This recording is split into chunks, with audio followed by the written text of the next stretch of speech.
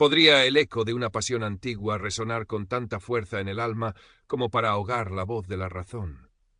Rafael Montesinos, catedrático de Historia del Arte en la Universidad de Sevilla, con el cabello entrecano peinado pulcramente hacia atrás y unas gafas de lectura que solían descansar sobre el cuello de sus camisas de lino, se habría mofado de tal idea apenas unos meses atrás.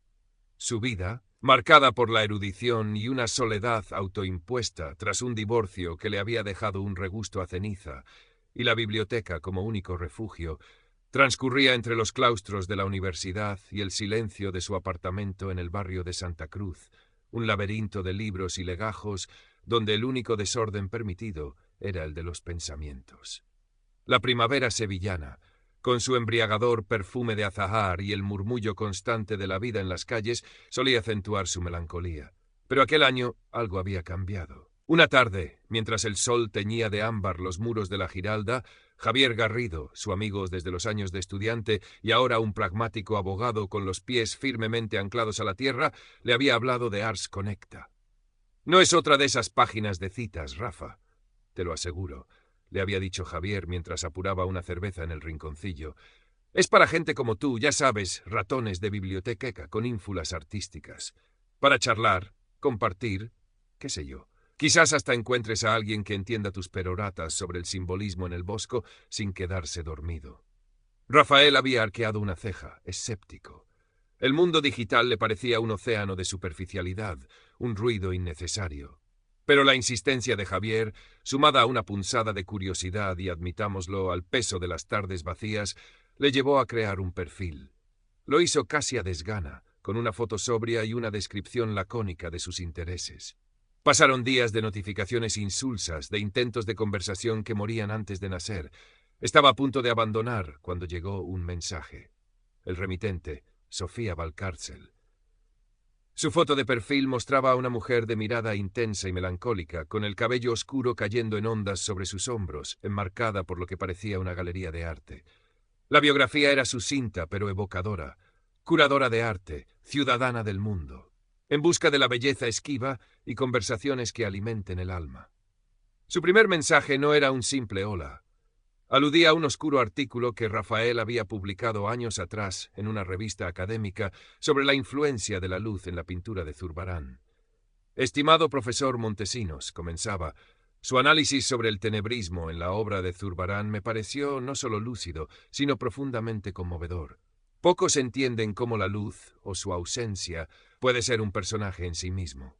Rafael sintió un cosquilleo inusual, una mezcla de vanidad intelectual y sorpresa. Respondió con cautela, pero la conversación fluyó con una naturalidad asombrosa. Sofía, o quienquiera que estuviese detrás de ese perfil, poseía una erudición que igualaba la suya, una sensibilidad que parecía vibrar en la misma frecuencia. Hablaban durante horas, hasta bien entrada la madrugada sevillana.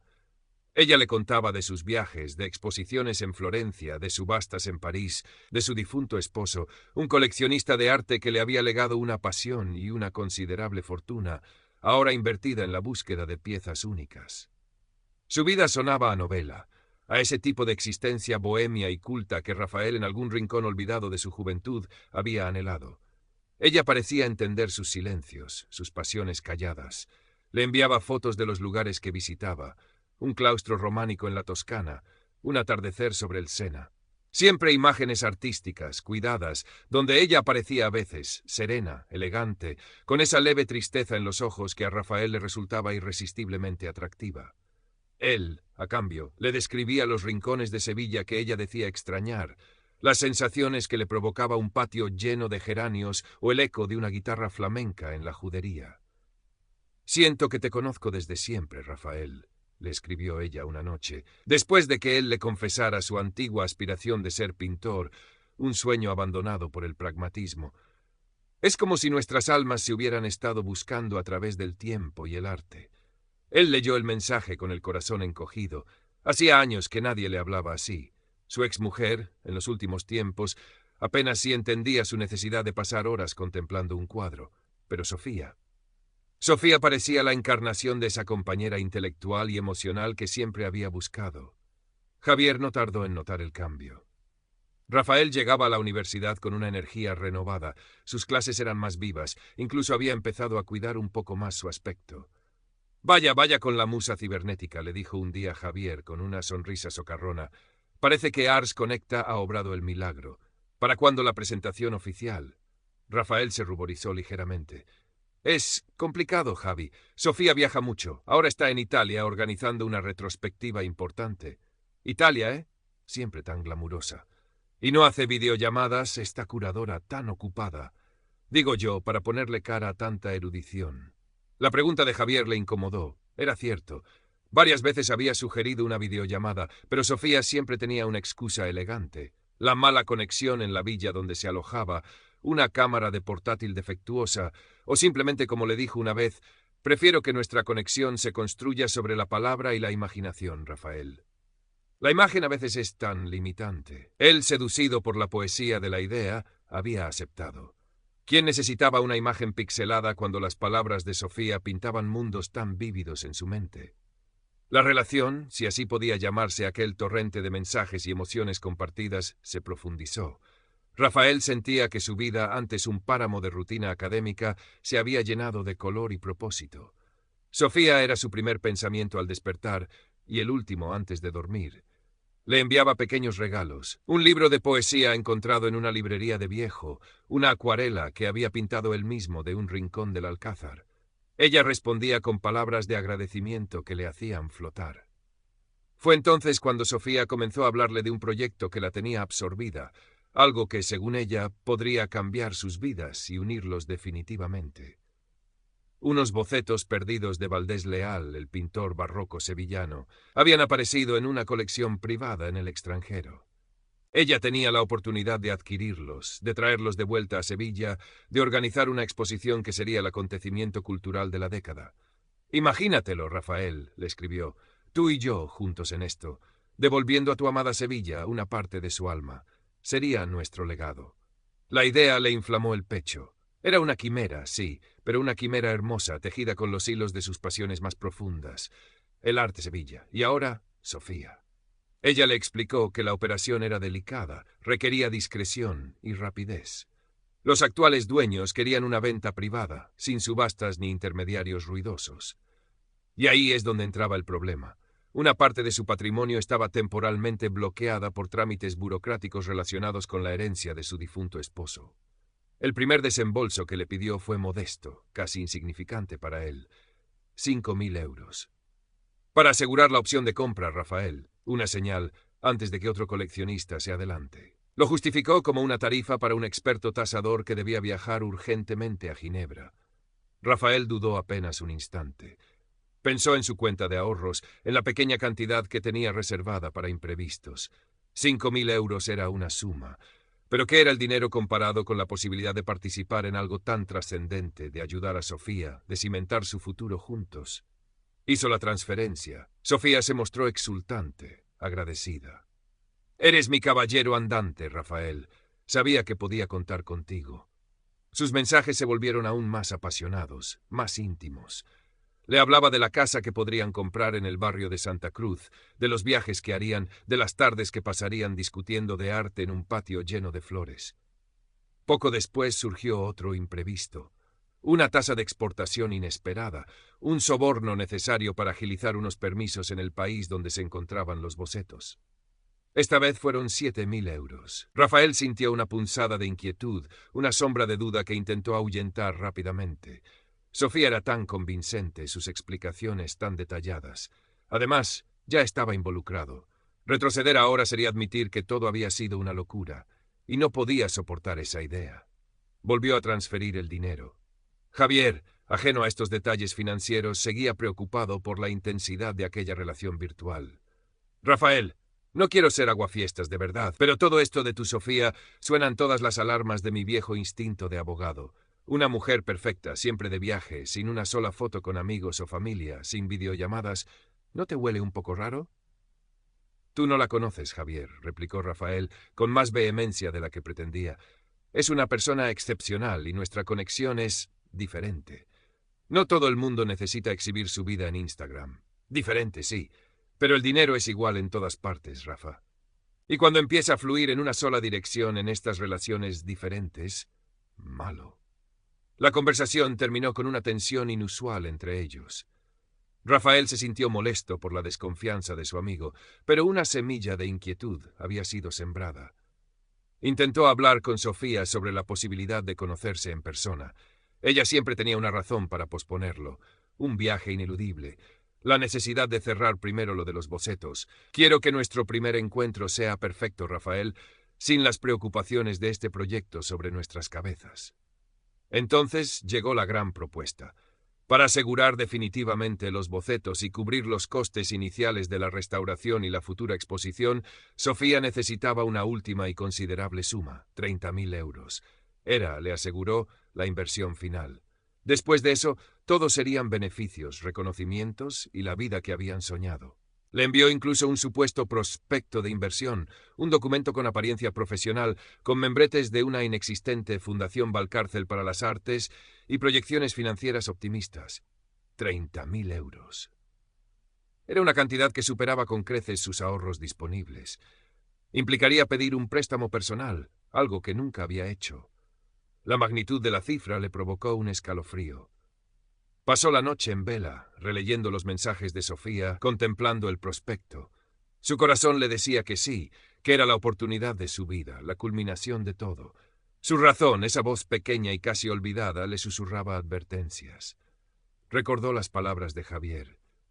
A la mañana siguiente, con ojeras y el ánimo encogido, se sentó frente a su ordenador. Antes de contactar con su banco, hizo algo que no había hecho antes con las imágenes de Sofía. Abrió una de las últimas fotos que ella le había enviado, supuestamente desde una pequeña galería en Brujas. Era una foto hermosa.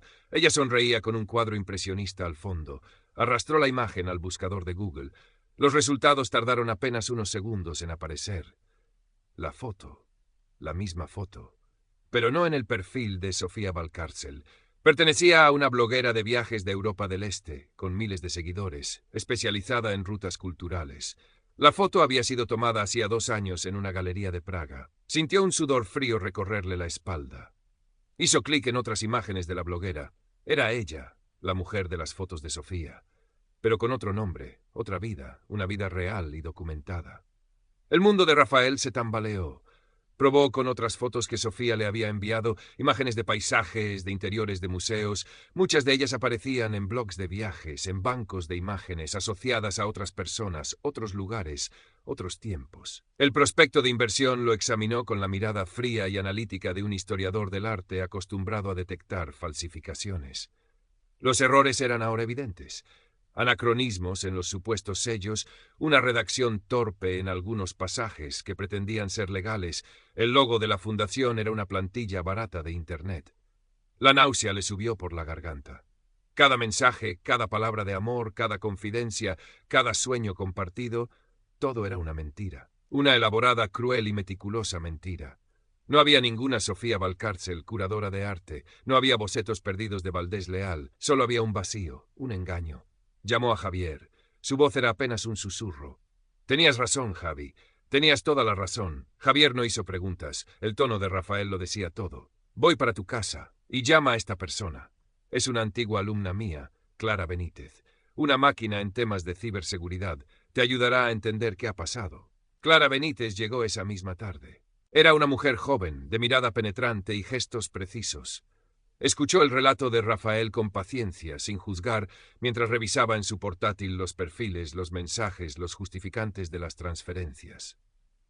Profesor Montesinos, dijo finalmente con una voz suave pero firme, lamento decirle que ha sido víctima de una estafa romántica y financiera muy bien orquestada. El modus operandi es clásico, aunque con un nivel de personalización bastante sofisticado, adaptado a su perfil.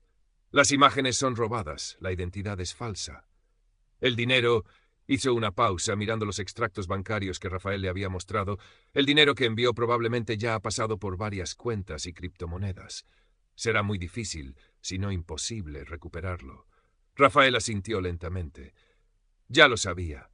La confirmación de Clara era solo el eco de la terrible verdad que había descubierto por la mañana. Lo que más le dolía no era el dinero, aunque su pérdida le supondría un problema. Era la traición.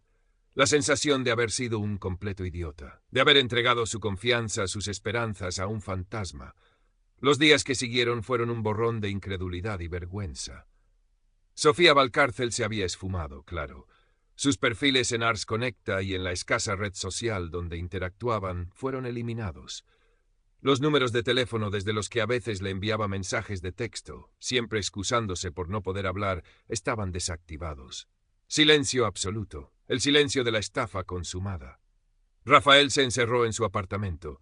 Los libros, antes su refugio, ahora le parecían mudos testigos de su estupidez. Evitaba a Javier, evitaba a sus colegas. El peso de la humillación era casi físico. ¿Cómo había podido ser tan ciego? Él, un hombre de razón, un académico. Javier, sin embargo, no le abandonó. Llamaba cada día, le dejaba mensajes hasta que finalmente Rafael accedió a verlo. «No tienes nada de qué avergonzarte, Rafa», le dijo Javier, con una sinceridad que conmovió al historiador. «Estos cabrones son profesionales. Saben qué teclas tocar, te eligieron a ti porque vieron tu sensibilidad, tu pasión por el arte, tu soledad, y lo usaron en tu contra. No es tu culpa». Poco a poco, con la ayuda de Javier y algunas sesiones con un terapeuta que Clara discretamente le recomendó, Rafael comenzó a procesar lo ocurrido. La herida era profunda y tardaría en cicatrizar. El dinero perdido era una carga, pero la pérdida de la fe en su propio juicio era aún más pesada. Meses después, la primavera volvió a llenar Sevilla de luz y azahar. Rafael seguía impartiendo sus clases, seguía paseando por el barrio de Santa Cruz, pero algo en su mirada había cambiado. Había una cautela nueva, una tristeza más arraigada, pero también una extraña forma de sabiduría.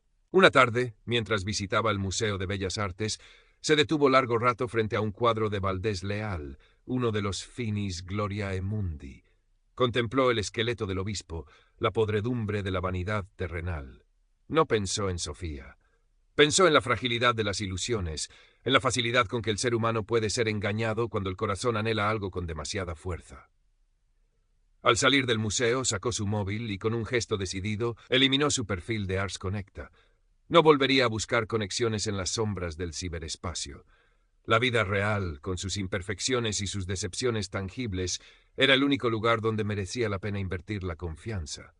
La estafadora o los estafadores seguirían ahí fuera, tejiendo nuevas redes, buscando nuevas víctimas. Pero a él no lo volverían a atrapar.